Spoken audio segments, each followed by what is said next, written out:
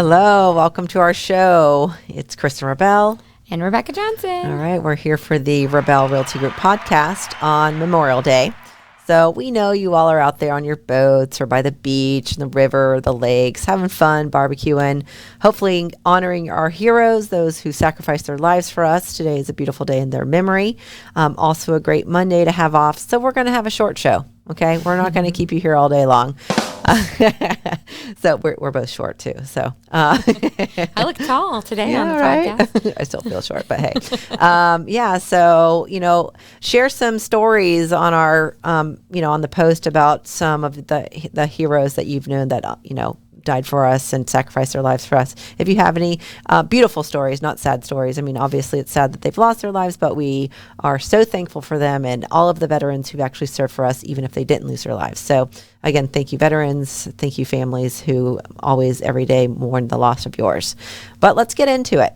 We're not going to have our Monday market moment today because it's the last day of the month. The numbers aren't going to be that different. And we really want to next week to show April versus May. I think that'll be more fun and exciting. So last week, Andrew Cady was on, right? And he had a really great show about the numbers and about the market and what we've seen historically, especially recently. Do you want to go over these slides? These are the slides that he said he was going to post. Yes, so we can look at them and hopefully we can read them from here. Let's see. It's basically talking about the lending standards of the early 2000s and how it is still way more restrictive than it was in the early 2000s. Well, it's way more risky because see the product risk in the red part is just showing like earlier they were in the number that those dates are from 1999 all the way up until where you start seeing the less red 2009. And that's so kind of when the pendulum crash hit when the crash happened and they stopped like it just restricted and tightened up a lot more. And it still continues that way. Right. You today. can even see, because I've got the one closer up because it's really hard for us to see. But up until about 2014, they were still in the red.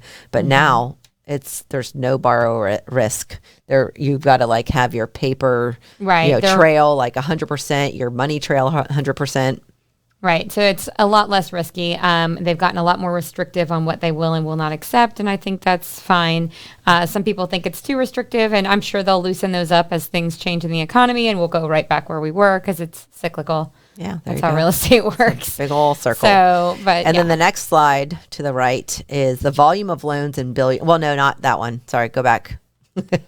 Volume of loans in billions with a credit score of 620. Lending standards tighter since the crash. Yeah, so that's the second one. So remember, he was talking about how the loans that are out there, they have higher credit scores now because again, they're getting stricter. Yeah. So you could see the red. There's so many more up lower. I guess I don't know. That's 400,000. Andrew, help us. But we thought this was interesting just to show on this, shorter podcast. And it looks like the blue graphs are just that they're higher credit scores.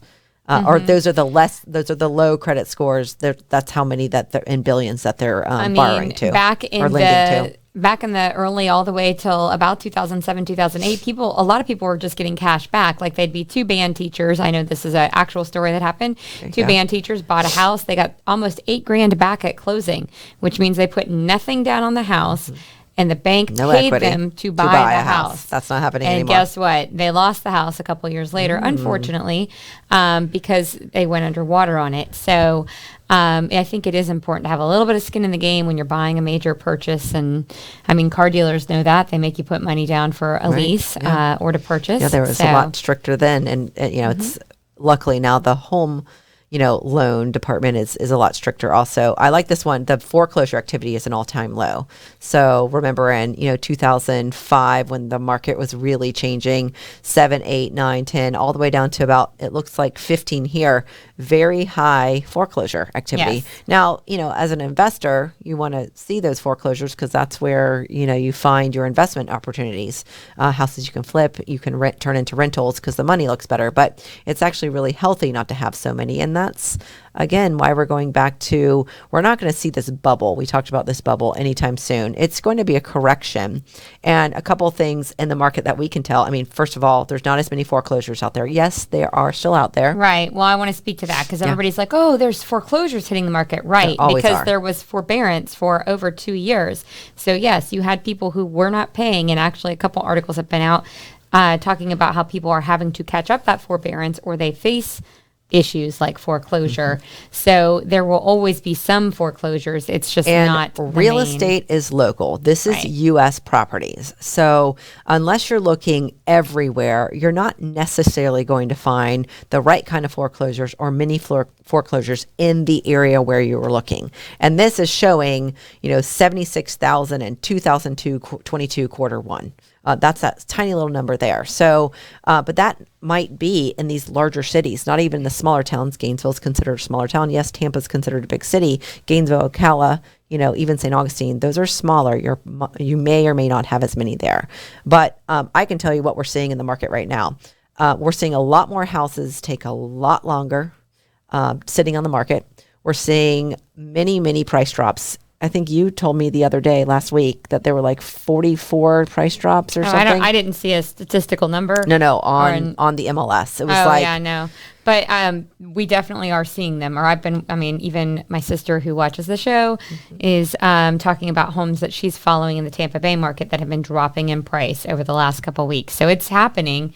And it's just a correction, but so we're seeing that, the houses are staying on a little longer. So I think that's really good for the buyers who are out there. There's massive buyer and fatigue, which probably caused this where they're not wanting to race unless it's a certain price range in these areas. Like I do know one of our agents had one of her houses, her listings go under market within 2 or 3 days, and she got $12,000 over list price. And that is still going to happen in the lower price ranges, but in the average price range and above, you're seeing a little bit more time on the market. Prices coming down. Sellers were getting excited about these higher prices, so listing them higher, and then they're coming down, and you're seeing them go under contract at a lower price than list price. So you have a little bit of ability to buy right now, so the buyers can't be too nervous anymore. We're experiencing the correction right now as it's happening. So I think that's good. Gives you a little bit of hope as a buyer. Let's talk about the insurance world right now. All right. Or do we have this other slide, inventory levels? We can go over that one more time. He talked about how this is another part of that. It's spring. It's actually going into summer.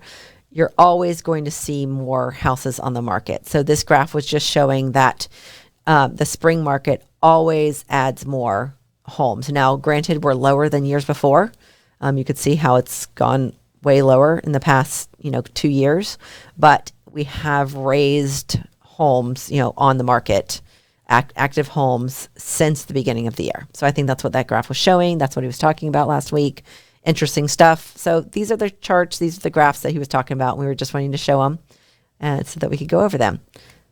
All right, insurance. So there have been some changes in the insurance world. There was a special legislative session, and we will be bringing that information to you next, a more in-depth version of it. Right. We'll probably have somebody who is in insurance that can really go over that. I do know that it passed with the House.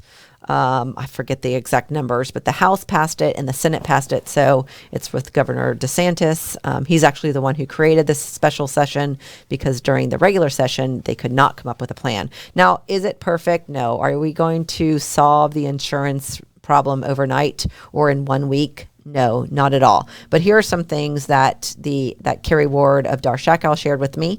They passed the roof deductible options, and ACV, which we were talking about, is actual cost value. Right. In lieu of the replacement cost. So the carrier, if you have, some damage to your roof, rather than having to replace the entire roof, now the insurance company can replace part of the roof. And sure, you wanted a whole brand new roof, but this is really what's going to save us and help save us, help bring some of that, stabilization to us by allowing just a portion of the roof to be replaced. So they don't have to pay for the whole thing.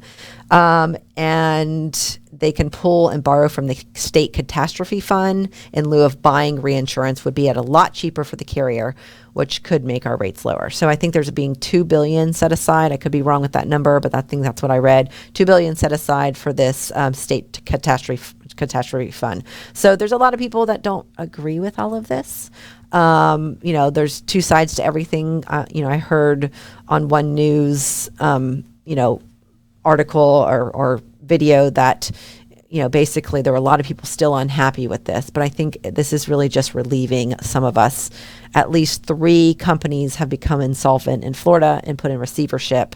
So we're having less and less options. So anything to help us so that we can continue having affordable insurance and affordable reinsurance. Or even just available insurance. Yeah, exactly. Affordable and available reinsurance and insurance.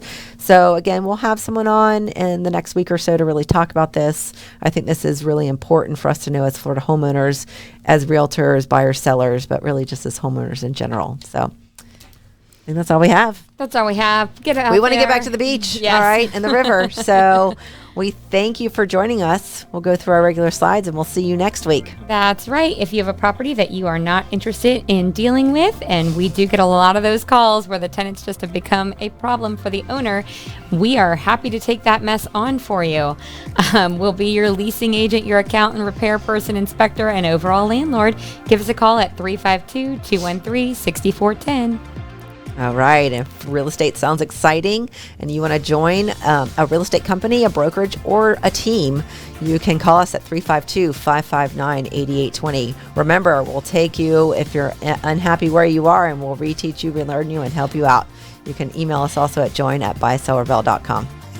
And if you can't get enough of Kristen and Rebecca and the entire Rabell Realty Group crew, you can catch us at Facebook, Instagram, TikTok, YouTube, LinkedIn, and Google Business. Yay, like and share our page. Hopefully you're watching this. See all of our great videos. You'll see another one today. We're all on there. So YouTube all the way. And did you know we have a blog? We do. We do like to blog about the conversations we're having, market updates, neighborhoods, lots of events, everything. So anything you want to read rather than watch, or do both, buysellerabell.com/blog. And we want to thank the Fiesta Media for hosting this podcast and all of the others. And if you'd like to have your own podcast, you can contact them directly at 352-327-5089. And we will be back next week for our regular full half-hour podcast of the Rabell Realty Podcast.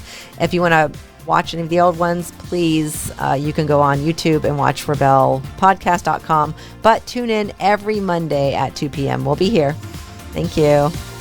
Bye.